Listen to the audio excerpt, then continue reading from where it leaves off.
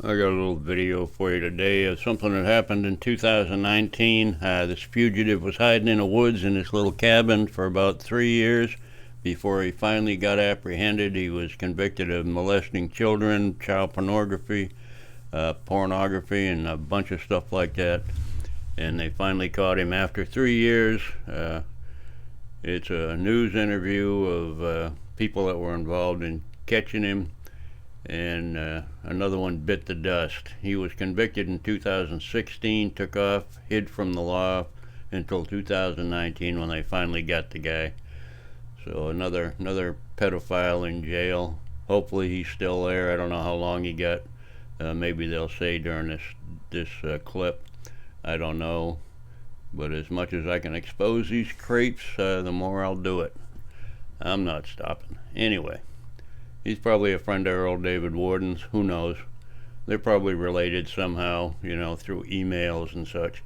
Anyway, let's watch the clip. In the backwoods of Marathon County, 30 miles from Wausau, this is the bunker. Come up and you take this left right here, you'll see the entrance to the shelter.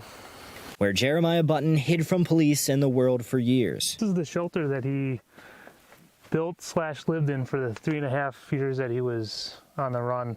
Up top, you can see that's where his bed was.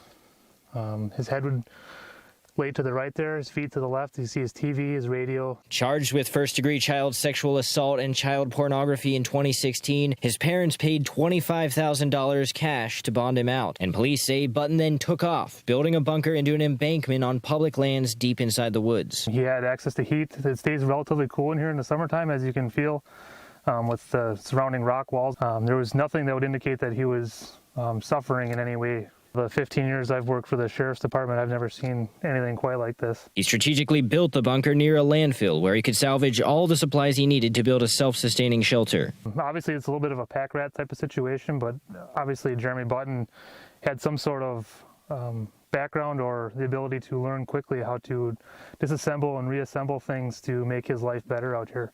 Solar panels on top and a bicycle generator inside sent electricity to 3 car batteries that powered lights, a heater, cooling fans, a radio, and TV. A gigantic nest.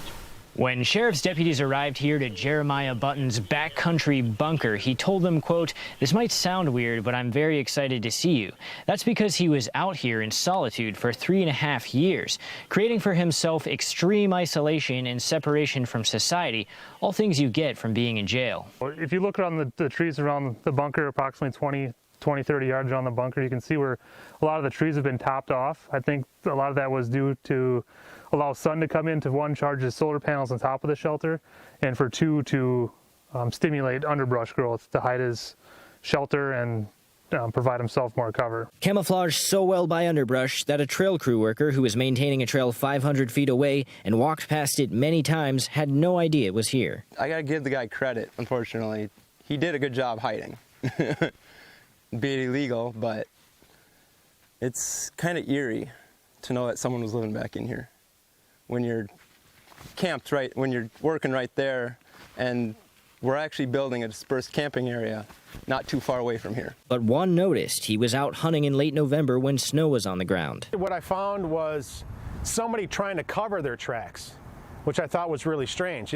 Someone must have taken a pine bough and was covering their tracks. It was that November day Nelson found the doorway to Button's bunker. The feeling that something was very wrong consumed him for months until Friday. I walked up to the door, pushed it open, saw all the stuff in there. I'm like, wow. Turned the light on my phone, started walking in there. I saw him move. I saw him move in the bed. I backed out, and man, I was just shaking the whole time. As soon as Nelson had cell reception, he called sheriff's deputies. Nelson guided the deputies to the bunker, and after a 20-minute standoff, Button came out and was detained. There was just something that told me that I need to go in there and find out what's going on. So that's what I did, and luckily the guy's behind bars, and hopefully the people that he offended sleep better, knowing he's behind bars. After the long arm of the law finally caught up to him. In Wausau, Josh Meny, Spectrum News. Well, like I said, this is from 2019. This is not recent.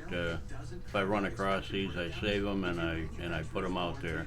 I just love seeing these guys getting what's due to him. Hopefully he'll spend the rest of his life in jail, or a good part of it anyway. Okay, a little update. I checked, and he's doing 30 years in prison for this sexual offense that he committed, and that's a good place for him for the next 30 years. And he'll make some new girlfriends in jail. We'll see. Anyway, enjoy. Bye.